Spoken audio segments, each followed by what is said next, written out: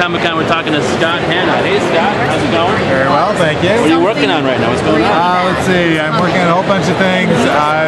Right now I'm working on the Hulk. First with Tom Rainey, who's over here, and then with Barry Kitson. I'm also working on Shadowland Power Man with Mahmoud Azhar, who's on my right. Then I'm working on a mini-series of Warriors 3, which is tying into the Hulk. Or, no, sorry, it's tying into the Thor movie. So it's part of it's in NASCAR, part of it's in the real world. Then I'm doing Rebels for DC Comics. Those are all for Marvel. This is for DC. And that's kind of keeping me busy, right? Actually, I think in the past 2 months I've had 4 books come out every month, and this month I might have 5. Wow. So I'm a workaholic. Big check, a workaholic. How do you find time to come to the con? I shouldn't be here. I should be home working on my deadlines because I have like 11 pages due by Friday, another 11 due by Monday. So next Monday. How many pages do you write a day? When I'm doing straight inking, I normally do about 3 pages a day. Right now, like on the Hulk pages, I'm doing what's called finishing, where I finish the pencils and then I ink it. That slows me down a bit, so I'm only doing about 2 pages a day, but I work very long days. So like a normal day for me is about 14 hours. Wow. That's normal. And I frequently work 7 days a week. So I agree. I like what I do. So That's great. That helps. Yeah. Hey, if you get paid to do something you like, why not do it all the time? Right. How long have you been doing it? I've been working in comics for about 24 years. 24 years. I've been old hand. I'm a veteran these days. You're doing fine. The hair's starting to turn gray. Okay. How old were you when you started? I was about 25. 25? 24, 25. Okay. So back in 84, 86, it was like a whole different world getting into comics. Yeah, there was no internet, you know, there was no computers, coloring. Actually, when it first started in comics, all the lettering was hand-lettered on the page. You know, it was before you did it all on the computer screen. All the coloring was done, you know, by hand. Yeah, and so it's a very. But the weird thing is, what I do has really not changed much at all. There has been, because we have better paper quality, better printing methods, the detail is actually much more than it used to be. A lot of the earlier comics I worked on had much simpler line work. Now it tends to be very fine and detailed because you can reproduce it very cleanly.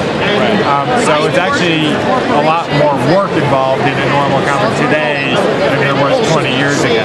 Look at that, interesting. So, now with the advent of computers and scanning and your printing technologies, sometimes you get a pencil straight into color. Yeah. And there's always that controversy, that thing about it. Our inkers going to go the way of the dinosaur? Well, you know what? 10 years ago, people were telling me, like, Scott, you got to learn how to use the computer because you're not going to get any work anymore. They're going to do all the digital inking. And I was like, well, I'm so so I said, you know, when things start slowing down for me, I'll start doing it. And, you know, and the weird thing is, as computers get better, they actually get better at replicating what I do. So I can actually do the same kind of inking techniques I do on the computer with a tablet and a pressure-sensitive tablet and a stylus. But it's all designed to replicate what I do with the traditional tools. If I already know how to do the traditional tools, there's no asset in trying to redo it on another medium. And the good thing about it is, especially for like at the shows with the fans, if you're working entirely digital, there is no original piece of artwork. So there's no collectible, there's still the printed comic book, but there's no original page of artwork that somebody can buy and hang up on their wall and get signed. There's only digital information in your computer. And I would miss that. And I also love the fact that, you know, the very simple thing of drawing with your hand on a piece of paper, it's very immediate. You're touching it, you're feeling it, and you get to hold it in your hand. This is the way we all learn to draw. I would hate to lose that entirely out of my, you know, if I had to come to a convention and draw on a tablet and then hand you a printout, would you enjoy that? I mean, I don't think most people would. And it's the same way in producing it, the process of actually being able to touch what you're doing as opposed to just having these digital bits in the computer. So I think as long as we still have that, it's never going to be totally disappearing.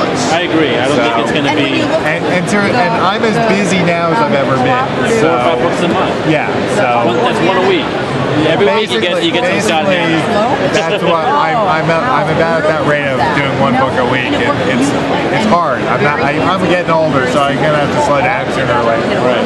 But like I said, I love what I do. Great, so. and you're great at it. Thank you very much. I mean, yeah, once you see this on the paper, you appreciate every little thing. And the gray tones they put on logo. Yeah, like I put in every little whisker and stuff like that.